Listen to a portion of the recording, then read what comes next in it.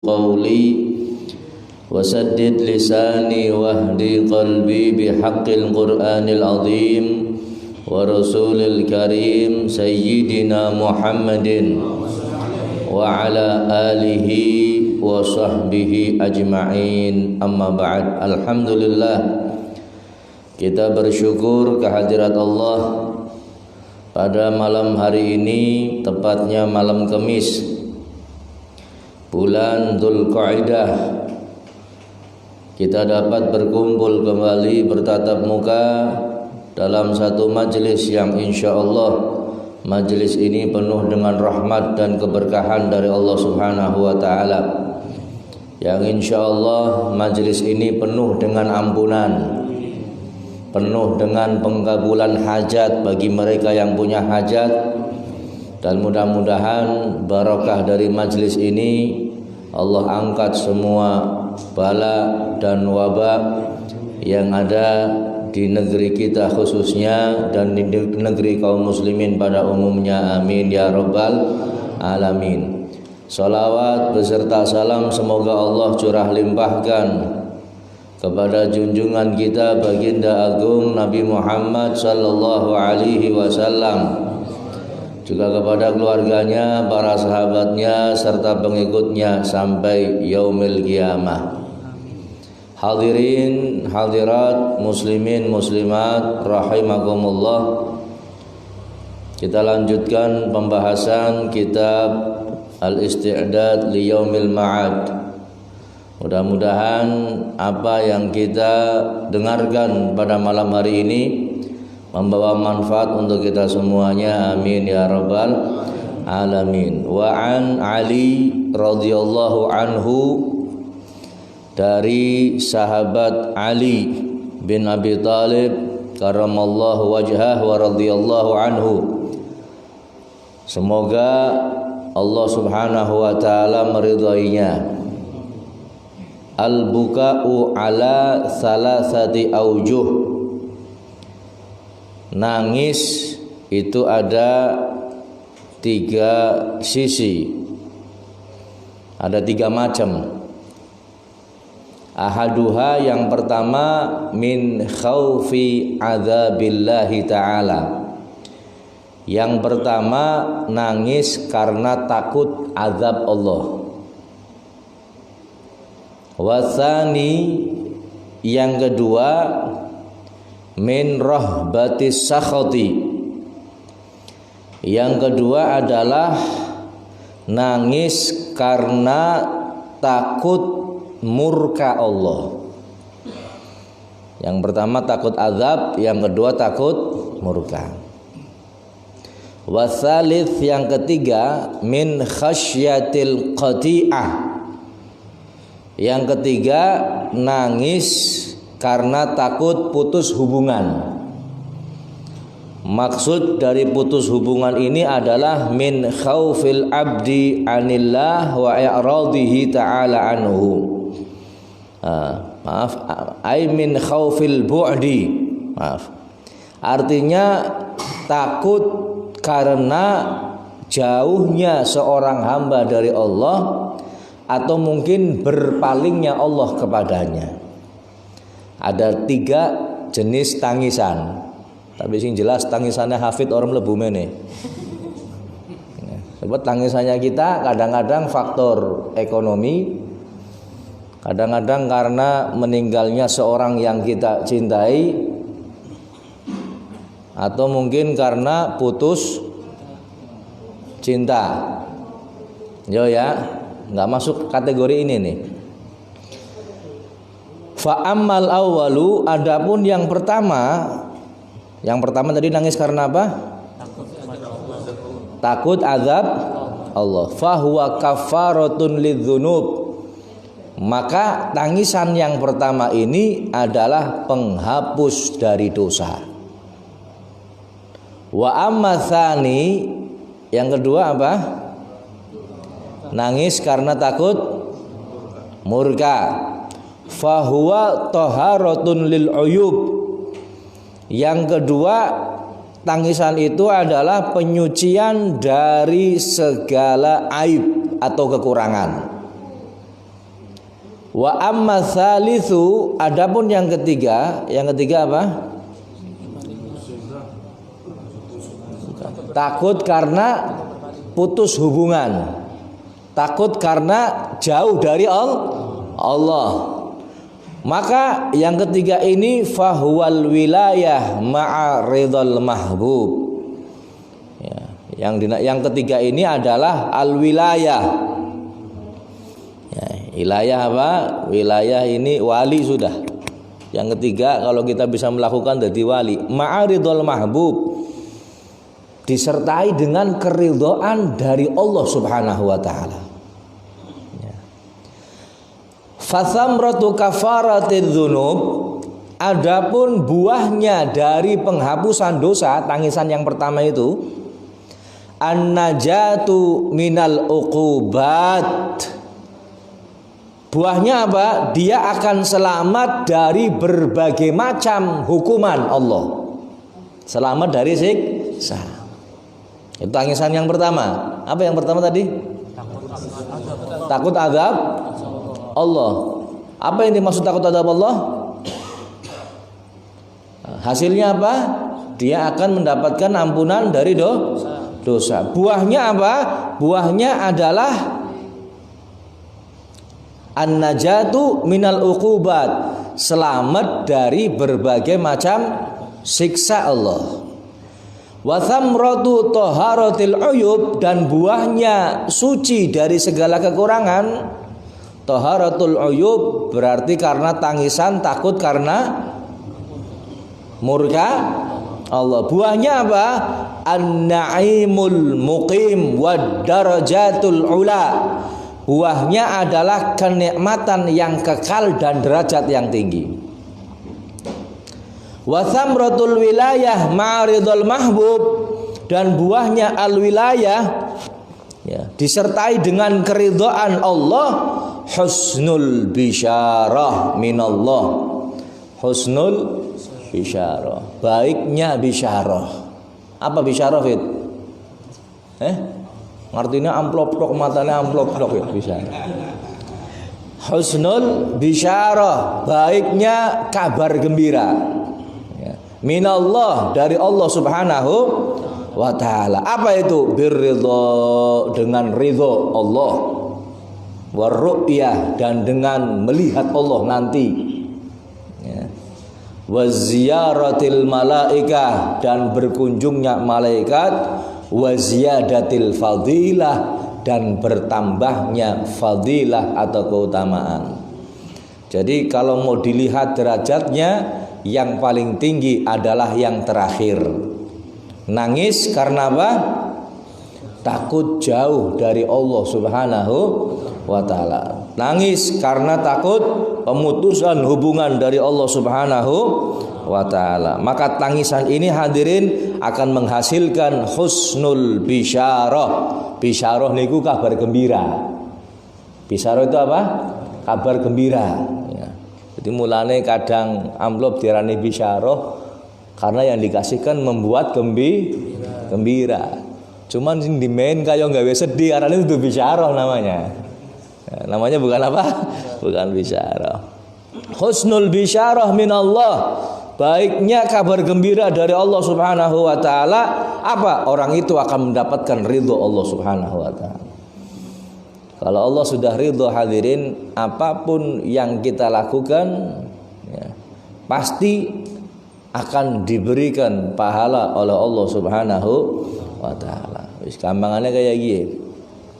Kayak panjenengan percaya sama satu orang. Percaya sama satu orang karena sudah berbuat baik sama panjenengan, sudah membantu panjenengan ketika panjenengan jatuh, dia yang bantu. Ya, ketika panjenengan bangkrut, dia yang bantu. Ya, makanya sus nyong ora wong kae wis ora penetung-etungan. Apapun yang dilakukan orang itu di mata dia pasti baik. Iya ya. Maaf, cara kasarannya hatang ngentute wangi. Apa yang dilakukan orang itu di mata dia baik. Begitu pula kalau kita sudah mendapatkan ridha Allah Subhanahu wa ta'ala, maka ibadah apapun yang kita lakukan akan dinilai baik oleh Allah Subhanahu wa ta'ala. Malam hari ini hadirin yang dirahmati Allah, kita akan membahas masalah tangisan. Apa nangis itu berpahala? Iya, kalau nangisnya karena Allah. Cuman kalau nangisnya bukan karena Allah, apalagi karena dunia, apalagi karena sesuatu yang tidak halal, maka mana kon nangis sampai matane bendul, nggak dapat apa-apa. Tapi kalau nangis karena takut kepada Allah Subhanahu wa taala, maka insya Allah akan mendapatkan pahala. Ada satu hadis hadirin, ada dua mata kata Rasulullah, ainani la tamassuhuman naru. Ada dua mata yang tidak akan tersentuh api neraka. Robi berarti matanya tok, awaknya tetap kena neraka. Nah ini bahasa kiasan saja. Artinya kalau matanya nggak kena neraka, matanya tidak disentuh neraka, ya berarti semuanya tidak tersentuh neraka. Ada dua mata yang tidak akan tersentuh neraka kata Rasulullah. Ainun bakat min khasyatillah, mata yang menangis karena takut kepada Allah. Wa ainun batat tahrusu fi sabilillah, dan mata yang apa istilahnya, yang begadang. Mata yang begadang tidak tidur karena menjaga sesuatu ketika perang fi sabilillah. Contoh, kita mau ikut perang. Apa tugas kamu? Malam lek-lekan. Untuk apa? Jaga, barangkali ada musuh menyerang. Kan mesti harus melek, nggak boleh meleng sedikit. Tidur ya sudah diserang kita. Ini meleknya karena itu, bukan melek karena yang lain. Melek karena doim. Kadang sampai jam 3 sampai jam 4 turu, subuhnya lewat. Ini bukan melek yang seperti itu hadirin, tapi melek untuk menjaga sesuatu karena perang di jalan Allah Subhanahu wa ta'ala. Atau mungkin dikiaskan dengan yang lain. Dikiaskan dengan yang lain, maka mata yang seperti ini tidak akan tersentuh api neraka. Dalam hadis yang lain, laisa syai'un ahabba ilallah min qatratain wa athrain. Tidak ada sesuatu yang lebih dicintai oleh Allah dari 2 tetes dan 2 bekas. Yang 2 tetes itu apa? Qatratun min dumu'in fi khasyatillah. Yang 2 tetes itu, yang pertama tetesan dari air mata yang nangis karena takut kepada Allah. Dan yang kedua, wa qadratu damin tuharaku fi sabilillah. Dan yang kedua adalah tetesan yang keluar dari darah ketika dia perang di jalan Allah Subhanahu wa ta'ala. Wa amal atharan, adapun 2 bekas itu, yang pertama fa atharun fi sabilillah, athar bekasnya orang yang perang di jalan Allah, seret kena sabetan pedang, membekas seumur hidupnya, maka bekas ini dicintai oleh Allah Subhanahu wa ta'ala. Wa atharun fi faridatin min faraidillah, dan bekas daripada melakukan kefarduan daripada kefarduan Allah. Bekas melakukan kewajiban yang Allah bebankan kepada kita, membekas, maka bekas itulah yang dicintai oleh Allah Subhanahu wa ta'ala, bukan yang lain hadirin. Nah ini 2 tetes dan 2 bekas inilah yang dicintai oleh Allah Subhanahu wa ta'ala. Dan termasuk hadirin, orang yang nangis ini akan mendapatkan kedudukan yang tinggi.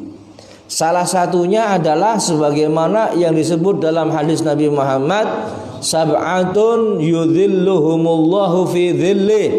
Ada 7 golongan. Ada apa? 7 golongan yang akan dinaungi oleh Allah besok di hari kiamat. Salah satunya adalah wa rajulun dzakarallaha khalian fafadat ainah, yaitu seseorang yang berzikir kepada Allah di tempat yang sepi, ya, sehingga mengucurkan air matanya, maka golongan ini besok kelak akan dilindungi oleh Allah hari di mana tidak ada perlindungan kecuali perlindungan Allah Subhanahu wa taala. Dalam kitabnya Imam Ghazali, kalau nggak salah namanya Mukasyafatul Qulub, diterangkan di situ besok di hari kiamat, hadirin, besok di hari kiamat akan didatangkan seorang hamba, yu'ta bi abdin yaumal qiyamah, akan didatangkan seorang hamba di hari kiamat, fatarjihu sayyiatihi, kemudian ditimbang ternyata keburukannya banyak keburukannya, semuanya buruk, hanya kebaikan beberapa gelintir saja. Fayu'mar bihi ilan nar, kemudian diperintahkan masuk neraka. Kemudian fatatakkalam sya'ratun min sya'arati aini. Kemudian subhanallah di situ ada yang ngomong, ada yang interupsi ketika hamba ini diputuskan untuk masuk neraka. Siapa yang ngomong, siapa yang interupsi? Ternyata sehelai bulu matanya. Sehelai apa? Bulu matanya. Wa taqul, kemudian sehelai bulu mata ini mengatakan, ya Rabb, Rasuluka Muhammad sallallahu alaihi wasallam qala man baqiya min khasyatillah haramallahu tilkal ain minan nar. Ya Allah, kata sehelai bulu mata ini, Rasulmu yaitu Nabi Muhammad sallallahu alaihi wasallam pernah mengatakan, siapa yang pernah menangis karena Allah Subhanahu wa taala, maka Allah haramkan mata itu dari neraka. Kemudian mata ini mengatakan, wa inni bakaitu min khasyatik ya Rabb, aku ini nangis karena takut kepadamu ya Allah. Bulu mata ini jadi saksi besok. Aku ini nangis karena apa? Takut kepada Allah Subhanahu wa taala. Subhanallah, bibarkah sya'ratun wahidah, dengan keberkahan satu helai rambut, maka hamba ini diampuni oleh Allah dan dibebaskan dari api neraka. Allahumma shalli ala Muhammad. Allahumma shalli ala Muhammad. Allahumma shalli wa sallim ala sayyidina maulana Muhammad. Wa yunadi Jibril alaihi salam, maka ketika itu ada seorang hamba yang dibebaskan hanya gara-gara satu helai bulu mata.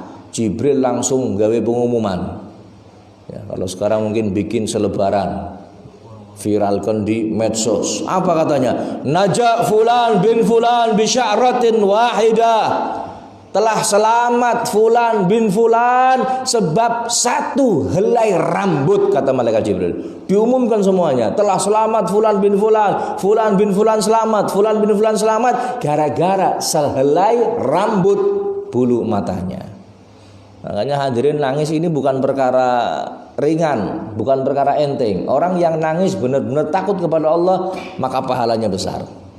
Bahkan ulama mengatakan, ulama tuh mungkin hadis, saya lupa, kalau ada orang yang nggak bisa nangis, ada orang yang nggak bisa, ada kalanya wong sing angel lemen, ana sing ning nangisan arane mata apa?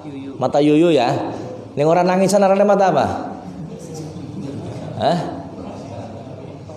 Apa namanya? Mata. Ya. Kalau orang nangisan, orang Jawa ngomong mata yuyu. Apa boy nangis? Kayak drama Korea lah, nangis terus. Nah, kalau seandainya ada orang yang matanya keras, dalam artian tidak pernah nangis, ada orang seperti itu.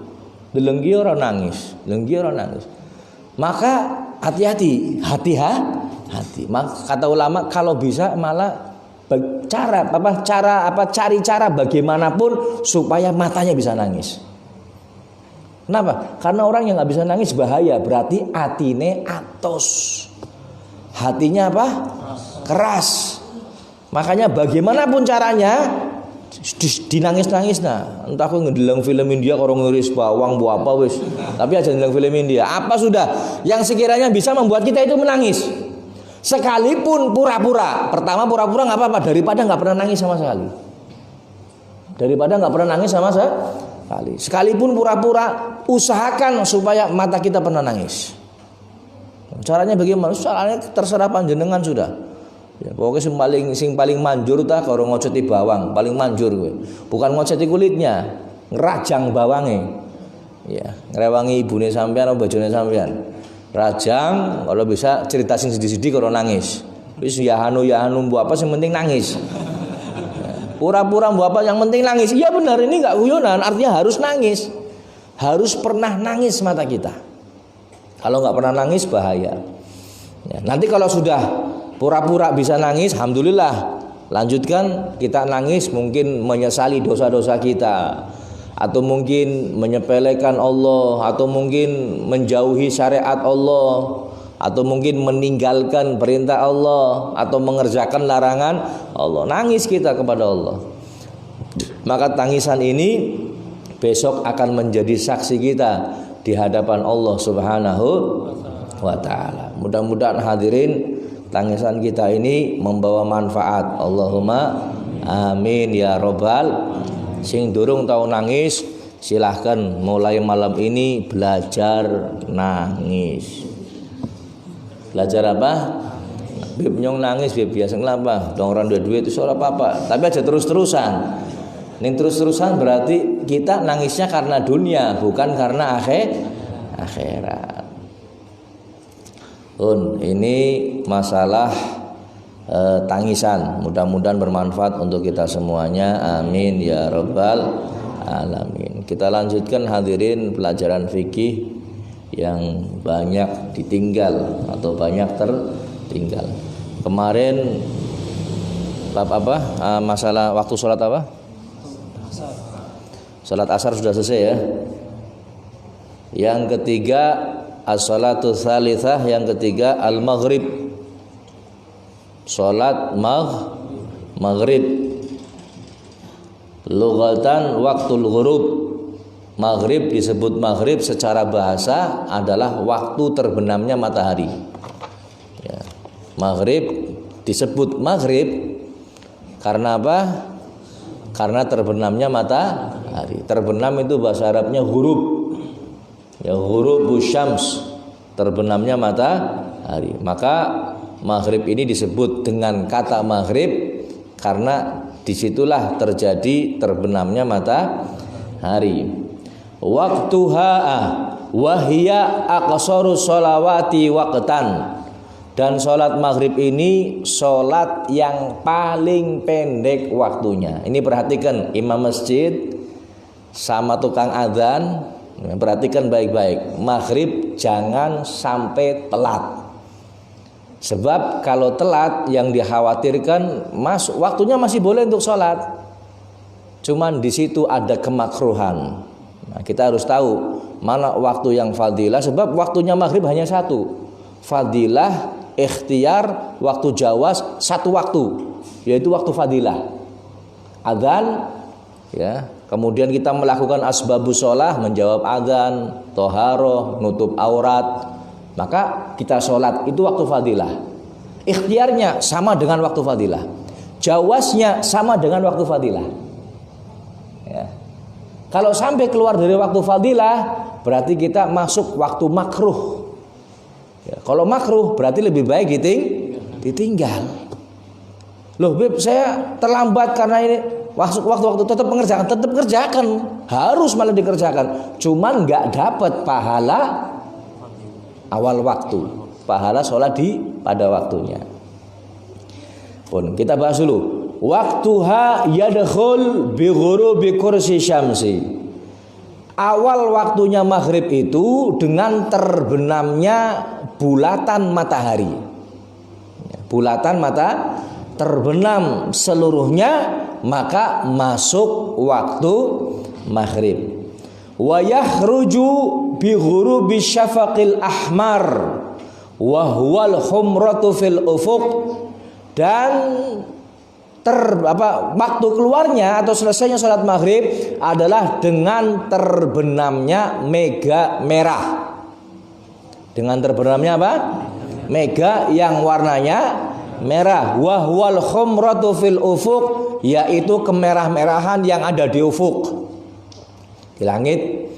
Kalau waktu maghrib, setelah maghrib masih ada merah-merahnya, kecuali mendung nggak bisa dilihat, ini biasanya merah. Kalau masih ada mega merah,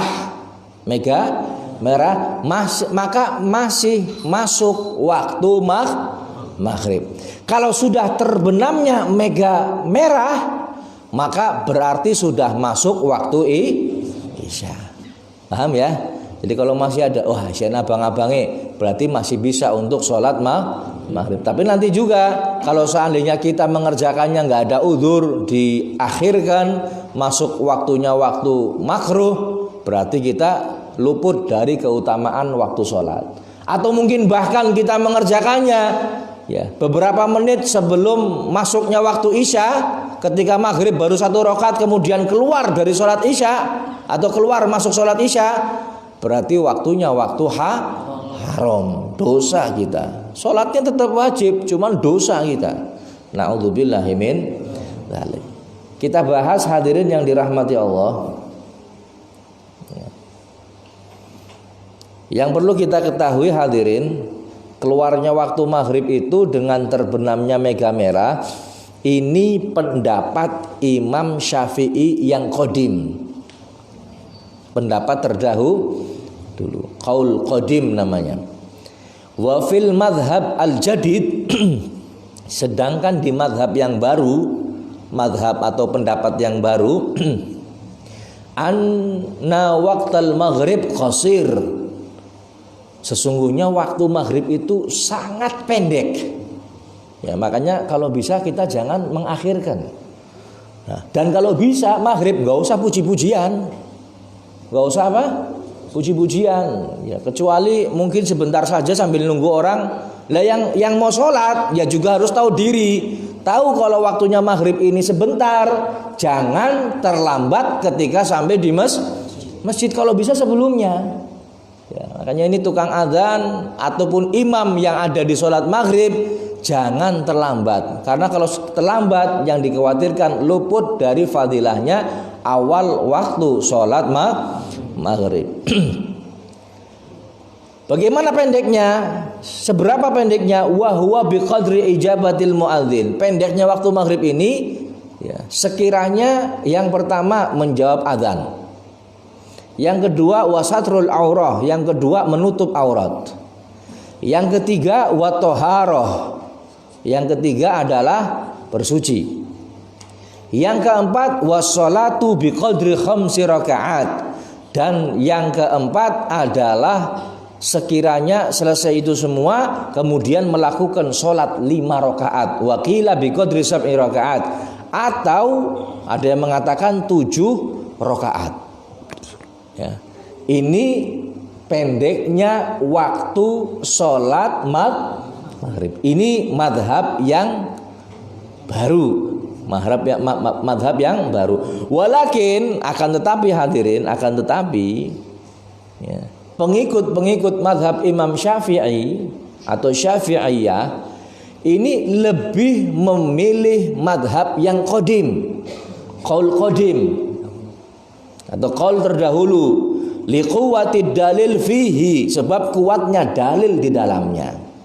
Dan ini dikuatkan oleh beberapa ulama, di antaranya Ibnu Mundzir, Ibnu Huzaimah, Al-Khitabi, As-Suhaili, Al-Ghazali, Al-Baghawi, Ar-Ru'aini, Al-Ajli, wa Ibnu Salah, wa Tabari, wa Nawawi, fi jami'i kutubi, di dalam kitab-kitab mereka. Ya, jadi yang diambil oleh mereka adalah madhab terdahulu, bukan yang baru. Akan tetapi hadirin, karena ada perbedaan yang semacam ini, maka lebih baik kita hindari. Artinya apa? Kita tetap melakukan maghrib khususnya ini di awal waktu, karena waktunya pendek. Jangan terlambat sampai ke masjid. Dan yang jadi imam jangan nunda-nunda datang, karena ini pendek waktunya. Memang sah. Mungkin setelah waktu fadilah masih ada waktu jawaz dengan kemakruhan. Sah sholatnya tetap. Cuman kita luput dari keutamaan waktu sholat tersebut. Paham ya? Ini maghrib, perhatikan. Ya. Sampai-sampai hadirin di tarim khususnya ini biasanya tarim ini baca kunut nazilah setiap sholat. Setiap sholat 5 waktu. Apalagi kalau terjadi musibah atau wabah atau yang lain, maka setiap waktu sholat baik subuh, zuhur, asar, isya, mereka akan melakukan kunut nazilah kecuali maghrib. Kenapa? Karena maghrib waktunya pendek. Bukan berarti mereka nggak melakukan, cuman khawatir kalau maghrib waktunya pendek keluar dari waktu fadilah. Paham ya? Nah, ini masalah waktu maghrib. Kita bahas hadirin, auqatu sholatil maghrib sab'atun. Waktu sholat maghrib ini ada 7. Waktu fadilah, yang pertama waktu fadilah. Min awalil waqti biqadri istighali bi asbabis sholah. Mulai dari awal waktu sekiranya kita melakukan kesibukan asbabus sholah, sebab-sebabnya sholat. Saya mau tanya, awal waktunya maghrib kapan?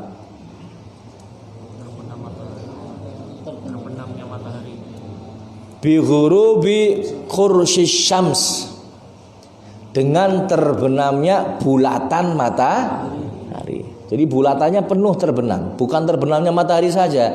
Sebab ketika matahari terbenam separuh namanya terbenam, tapi bulatannya penuh terbenam. Ini baru masuk waktu maghrib. Ini diingat-ingat awalnya itu. Ini waktu fadilah adalah sekira mulai dari awal waktu sampai kita melakukan asbabus sholah. Asbabus sholah itu apa? Menjawab adzan, toharoh, berwudu, kemudian nutup aurat, ya, kemudian nunggu jamaah, kemudian sholat. Ini fadilah, waktu fadilah. Kemudian yang kedua waktu ikhtiar. Yang kedua adalah waktu ikhtiar. Kapan waktu ikhtiarnya maghrib? Nafsu waktil fadilah, sama dengan waktu fadilah. Yang ketiga waktu jawaz bila karohah. Yang ketiga waktu jawaz tanpa adanya kemakruhan. Nafsu waktil fadilah, sama dengan waktu fadilah. Artinya 3 waktu ini fadilah, ikhtiar dan jawaz bila karoha itu terjadi di satu waktu. Kalau sudah keluar dari waktu itu, maka masuk waktu yang keempat, waktu jawaz bi karoha. Waktu jawaz boleh tapi dengan kemakruhan. Kalau dengan kemakruhan berarti fadilah awal waktu tidak kita dapatkan. Kan eman-eman. Memang betul hadirin, sholatnya sendiri sudah mendatangkan pahala. Sholatnya sudah mendatangkan pahala. Tapi eman-eman kalau sampai kita sholat nggak dapat fadilah awal waktu. Kapan waktu jawaz bigaroha? Min intihai waktil fadilah, selesainya waktu fadilah, ila ayyabqa minal wakti qadru ma yasa'us sholah, sampai sisa daripada waktu tersebut bisa untuk melakukan sholat secara sempurna. Berarti fadilah selesai fadilah berarti masuk waktu jawaz bikaroha. Sedangkan waktu hurmah, waktu haramnya kapan? Idza lam yabqa minal waqti qadru ma yasa'u shalah, apabila tidak tersisa waktu tersebut sekedar melakukan sholat. Artinya ketika kita sholat di waktu tersebut nggak pas waktunya, nggak cukup waktunya, sudah keluar dari maghrib, itu namanya waktu hurmah, waktu haram. Yang keenam waktu udzur. Yang keenam waktu udzur. Apa kapan waktunya? Waktul isya kulluh. Waktu udzurnya maghrib yaitu waktu sholat Kenapa kok waktu isya? Karena apa? Karena jamak takhir. Yang ketujuh waktu darurah. Yang ketujuh waktu darurat. Bagaimana waktu darurat? Idza zalal mani' wa baqiya minal waqti qadru ma yasa'u takbiratal ihram. yaitu ketika hilangnya halangan dari diri seseorang dan masih tersisa waktu tersebut untuk sholat walaupun sekedar takbiratul ihram saja. Sebagaimana kemarin yang dijelaskan tentang wanita yang haid, misal dia selesainya waktu maghrib tapi 5 menit lagi isya, ya, dia mandi nutup aurat, wudhu dan sebagainya, ya, pas mau melakukan baru takbiratul ihram, Allahu Akbar, sudah adzan isya. Ini waktu daruratnya orang yang zawalul mani', hilangnya halangan, termasuk wanita yang haid, ya. Terus bagaimana? Ya nanti mikutnya qadha, mikutnya sholat qadha. Yang keempat as-sholatur rabi'ah, yang keempat sholat yang keempat yaitu sholat isya. Wa hiya lughatan, secara bahasa ismun li awwalidz dzalam. Ya, isya ini hadirin secara bahasa nama untuk awal kegelapan. Nama untuk awal kegelapan. Wahya atwalus sholawati waqtan, dan sholat isya ini termasuk sholat yang paling panjang waktunya. Sholat yang paling panjang waktunya. Waktuha, dan waktunya sholat isya itu yadkhulu, masuknya adalah bi ghurubi syafaqil ahmar, dengan terbenamnya syafaqil ahmar, mega merah. Kalau masih ada mega merah masih waktunya maghrib. Kalau sudah hilang mega merahnya berarti masuk waktu isya. Ada yang ngomong lagi sholat isya itu setelah terbenamnya syafaqul abyad. Syafaqul abyad, mega putih. Oh, ternyata mega ada 3 hadirin. Mega merah, mega kuning asfar, satunya mega putih. Ente pernah urus mega putih? Ning darah mega ente pernah urus ya? Mega merah, mega kuning, mega putih. Ada yang ngomong masuknya waktu isya, ya, terutama mazhab Hanafi, itu setelah terbenamnya mega putih. Makanya ketika ada khilaf di antara ulama mazhab kita ini, mazhab Syafi'i, ketika ada khilaf seperti itu, maka kita lebih baik keluar dari khilaf, ya. Sunnah isya ini dilakukan setelah terbenamnya mega putih, bukan mega merah, tapi mega sing putih, dudu sing abang, tapi sing putih, dudu sing abang, sing putih, artinya netral. Artinya apa? Netral putih. Iya, ora sing warna-warna tapi sing putih. Ini yang kita lakukan. Ya, jadi setelah terbenamnya mega putih maka itu masuk waktu isya. Nanti kita jelaskan masalah itu. Apa itu mega merah? Wa huwal humrah fil ufuq. Dari mana? Salat isya ya. Waktuha yang masuknya waktu isya ini bi hurufi syafaqil ahmar, terbenamnya mega merah. Wa yakhruju, dan keluarnya waktu isya bi tulu'il fajris shadiq, ya. Keluarnya waktu isya dengan munculnya atau terbitnya fajar shadiq. Ada yang namanya fajar shadiq, ada yang namanya fajar kadzib. Shadiq ini fajar yang benar, kadzib ini fajar yang dusta. Kenapa kok dinamakan fajar dusta? Karena muncul dia, tapi nggak taunya hilang lagi. Ini fajar kadzib. Ada yang ngomong fajar kadzib ini yang ngeluarin setan. Kenapa? Untuk mengganggu manusia. Kita bodoh nih kon. Keluar fajar ternyata hilang lagi, gelap lagi. Namanya fajar kadzib. Setahun deleng fajar kadzib. Belum. Nanti pagi ngeliat ya. Tangannya jam pira? Jam 3 atau setengah 4. Nanti ada fajar kadzib. Cuman jarang orang sekarang yang lihat. Wah, sing yang kadzib di sing sodik ini jarang ini. Kudune delenge nang pai, ya. kan nggak ada gedung itu, nggak ada bangunan. Kemudian auqatu sholatil isya sab'atun, waktunya sholat isya ini ada 7, sama kayak maghrib tadi. Yang pertama waktu fadilah. Waktu fadilah semua sholat sama. Waktu fadilah itu semua sholat sama, dari awal waktu sampai sekiranya kita melakukan asbabus sholat. Ini waktu fadilah. Kemudian waktu ikhtiar. Kapan waktu ikhtiarnya? Min intihai waktil fadilah, selesainya waktu fadilah, ila intihai thuluthul lail al awal, sampai selesainya sepertiga malam yang pertama. Ini waktu isya, waktu ikhtiarnya, mulai dari selesainya selesainya waktu fadilah sampai sepertiga malam pertama. Ngitungnya tahu ya, sudah pernah saya jelaskan. Ngitung sepertiga pertama, sepertiga kedua, sepertiga ketiga. Oh, Bib katanya sepertiga terakhir itu bagaimana ngitungnya? Cara ngitungnya mungkin setiap bulan beda, mungkin hadirin. Jamnya beda. Ya, contoh misalkan sekarang maghrib jam berapa? 5:30. Taruhlah jam 5:30 sudah. 5:30 subuhnya jam berapa? 5:30. 5:30, 6:30, 7, 8, 9, 10, 11, 12, 1, 2, 3, 4, 5. Berarti 11 bagi 3 berapa?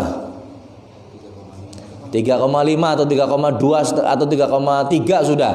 Maka ketika 3,3 tambahkan 5:30 maghrib, tambahkan 3 jam.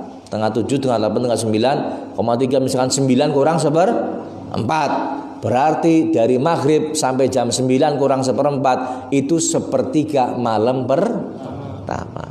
Tambah 3,3 jam lagi, berarti 9 kurang 1/4 sampai jam sekian, itu namanya sepertiga malam kedua. Sepertiga malam terakhir berarti sisanya ya. Paham ya? Nah, ini sholat isya hadirin.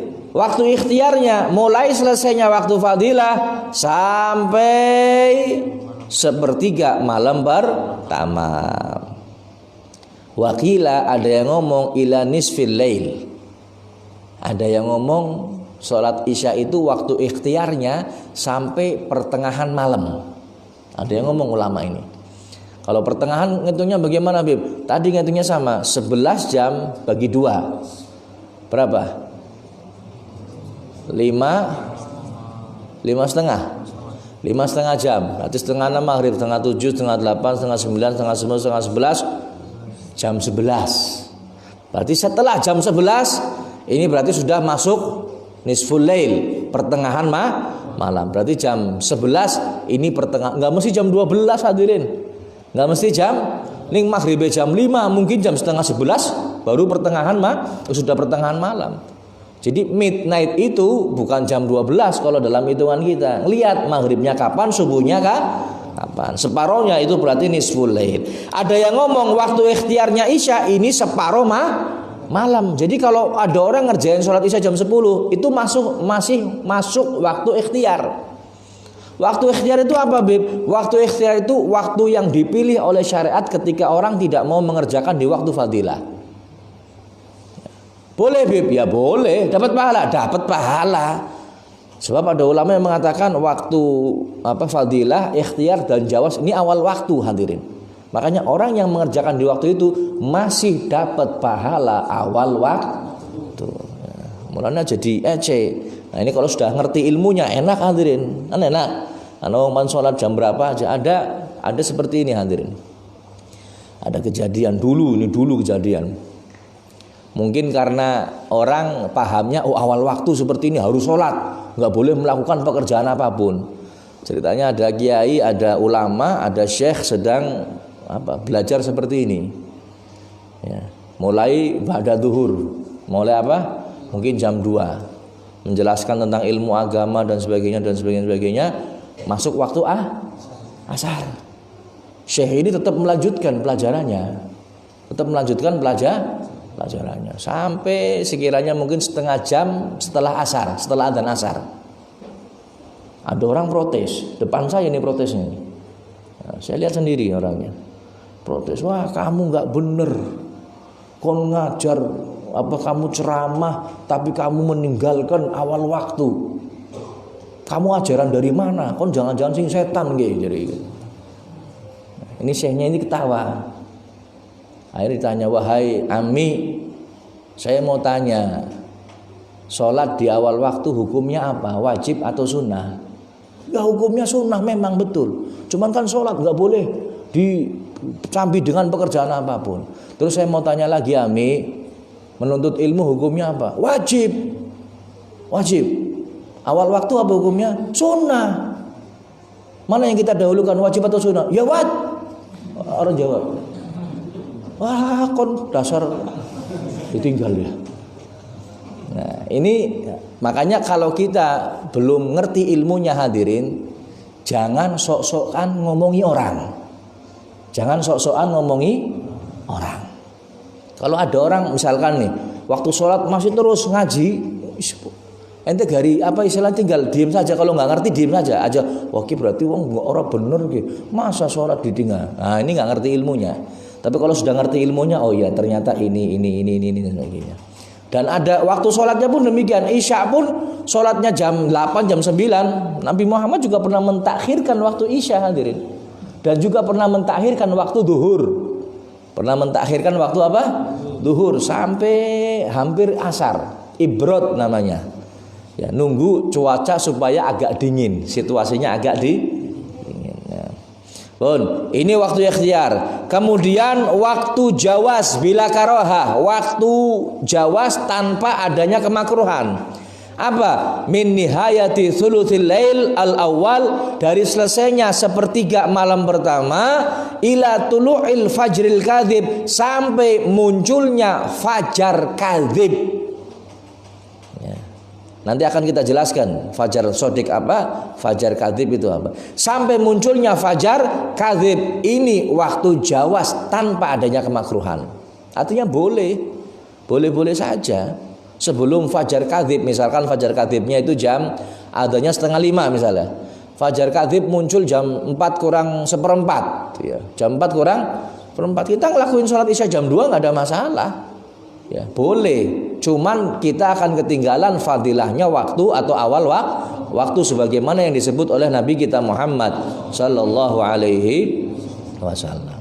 Yang keempat, waktu jawas bikaroha. Yang keempat, waktu isya ini boleh tapi disertai dengan adanya kemakruhan.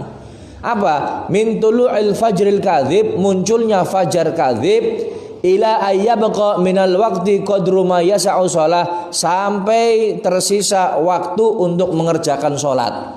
Ya, memang betul bisa mengerjakan sholat, cuman ada kemakruhan di situ. Kalau ditinggal lebih baik. Yang kelima, waktul hurmah. Yang kelima, waktu haram. Waktu haram di semua sholat sama waktunya. Paham ya? Berarti waktu haram apa? Sekiranya kita sholat nggak cukup waktunya, masuk ke waktu berikutnya. Ini waktu haram. Kemudian waktu udzur. Waktu udzurnya sholat isya kapan?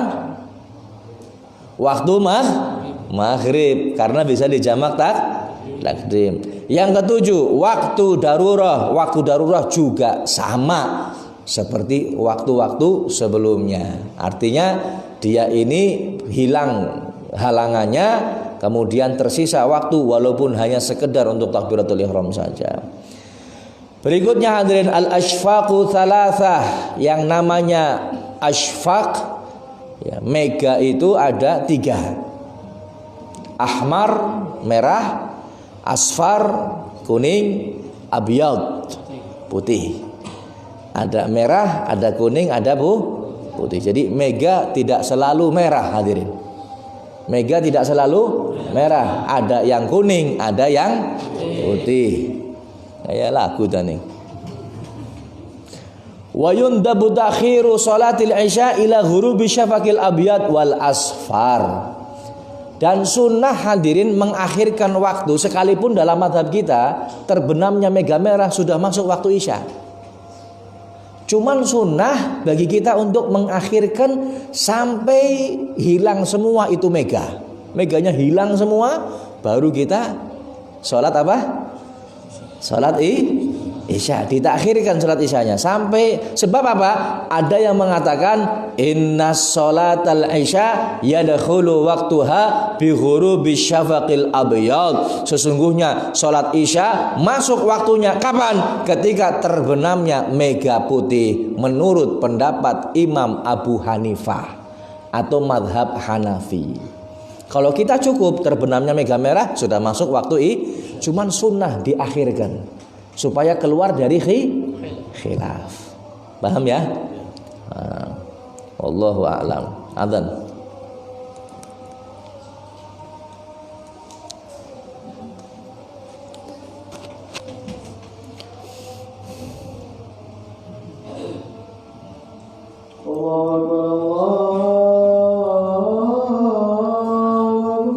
Allahu akbar, Allahu akbar.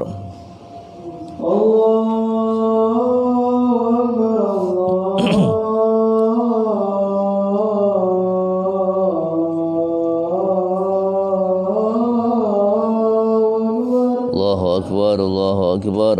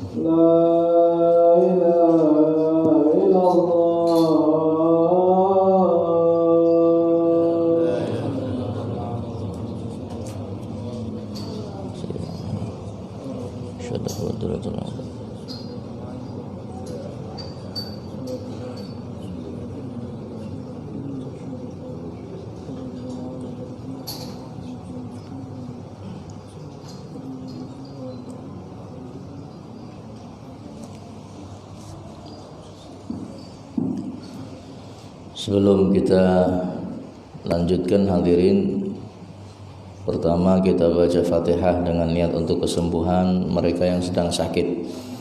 Mudah-mudahan Allah berikan kesehatan, Allah berikan kesembuhan, dan kita niatkan mudah-mudahan Fatihah tersebut dengan keberkahannya dapat mengangkat wabah yang terjadi di negara kita khususnya, dan di negara lainnya pada umumnya. Amin ya rabbal alamin. Bi niyati syifa dawali kulli da syifaan ajilan syifaan yaghadiru saqman wa la ilaha bi haqqil qur'anil azim wa rasulil karim sayyidina Muhammadin wa ala alihi wa sahbihi ajma'in. Al-Fatihah.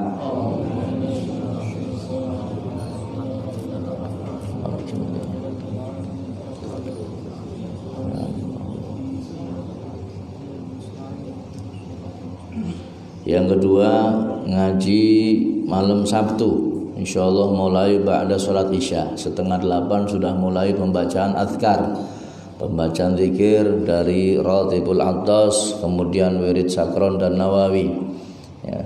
Insyaallah manfaatnya luar biasa, jangan ditinggal. Kalau pengen dapat keberkahan yang sempurna dan melimpah di malam Sabtu, datang ketika mulai pembacaan azkar, mulai Ratibul Attas ya, sebab di situ ada keberkahannya. Zikir dan ilmu ini seperti dua sayap yang tidak bisa dipisahkan. Kalau satu lepas maka untuk mencapai tujuan sangat susah, maka dua-duanya harus ada. 7:30 insyaallah kita mulai dan selesai enggak lebih dari jam 9 ya. Mudah-mudahan Allah berikan taufik kepada panjenengan semua untuk bisa menghadirinya. Amin ya rabbal alamin. Yang ketiga, infak rutin setiap ba'da shalah. Mudah-mudahan menjadi ladang pahala kita setiap kali ngaji, dan mudah-mudahan dicatat oleh Allah sebagai satu sedekah yang akan memberkahi semua yang kita miliki. Amin ya rabbal alamin. Ada amalan dari ulama kita, setiap kali menuntut ilmu mereka sedekah. Niatnya apa? Niatnya supaya jangan diperlihatkan kepada saya atau diperdengarkan kepada saya aib atau kekurangan guru yang akan ngajar saya.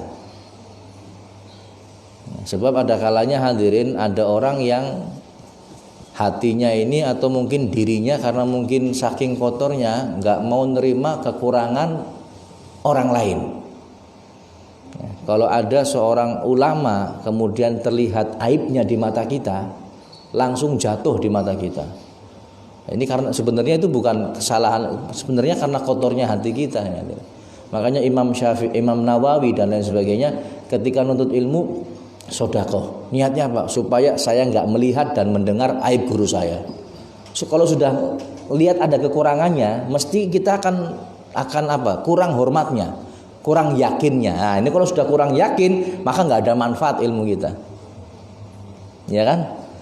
Nah, kita ngelihat ada orang, masya Allah, alim, ahli ibadah, wah luar biasa, mungkin punya karomah, bisa ngelihat hati kita, bisa ngelihat keluhan kita dan lain sebagainya. Oh, kita ta'zim, oh kita belajar serius, yakin dengan apa yang dia ucapkan. Tapi ketika kita ngelihat aibnya satu saja, langsung kayaknya dudu wong pentol iki. Kayaknya biasa-biasa saja. Berkurang keyakinan kita. Nah, ini hati-hati hadirin yang dikhawatirkan ketika kita mengalami hal yang semacam itu, ya akhirnya apa? Kurang manfaat ilmu kita atau bahkan nggak ada manfaatnya. Orang kalau sudah nggak yakin dengan orang yang dia belajar sama dia, maka akan berkurang manfaatnya. Ada istilah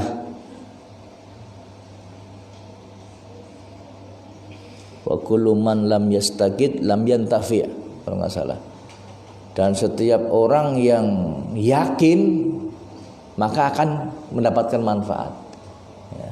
Artinya sebaliknya, orang yang nggak yakin dengan apa yang diajarkan sama gurunya, ya nggak akan manfaat. Panjenengan dengarkan omongan saya kemudian nggak yakin, keluar nggak ada manfaatnya, ngapain ngaji? Gitu. Harus yakin dengan orang yang kita. Nah, sedekahnya niatnya seperti itu. Ini orang-orang terdahulu. Dan kita punya niat banyak, bukan hanya sekedar itu. Mungkin niat supaya Allah memberkahi harta kita, Allah ini. Maka niatkan dengan niat yang baik, insya Allah Allah mengabulkan semua hajat-hajat kita. Amin ya rabbal. Yang terakhir hadirin, masalah kurban. Yang terakhir masalah apa? Kurban. Insya Allah pengurus Masjid Zainal Fajri diketuai oleh beliau Bapak Yudi Haryadi ya, dan juga pengurus Majelis Taklim wa Dzikir Nurul Qulub. Tahun ini insyaallah akan bekerja sama di dalam pengelolaan hewan kurban. Silakan panjenengan yang punya rezeki untuk kurban tahun ini, dan saya doakan mudah-mudahan semuanya dapat rezeki yang berlimpah, yang halal dan barokah untuk melaksanakan ibadah kurban. Kami menerima dan insya Allah mudah-mudahan akan dikelola dengan sebaik-baiknya ya, supaya panjenengan pokoknya kalau sudah ditaruh di sini insya Allah aman sudah. Bukan aman dari pencurian, tapi aman akan dikelola dengan syariat kurban. Promosi enggak promosi, enggak ada untungnya bagi kita. Promosi enggak ada untungnya, orang libati. Panitia juga capek enggak dapat bati ya. Tapi insya Allah kita ngomong seperti ini karena tahu siapa panitianya gitu. Dan yang terakhir hadirin, tadi ada permintaan Beb nomor handphone untuk pertanyaan. Nah, saya kasih, ingat baik-baik, catat nomornya 0821 sudah 0821 5932 1475. Ini enggak kerungu kok. Mati nih. Saya ulangi lagi. 0821 5932 1475. Insyaallah ada WhatsApp-nya ya. Ada WhatsApp-nya. Cukup? Saya ulangi lagi. Hah? Langsung ana si miss call. Aja di miss call kayak pakai WhatsApp saja masuk.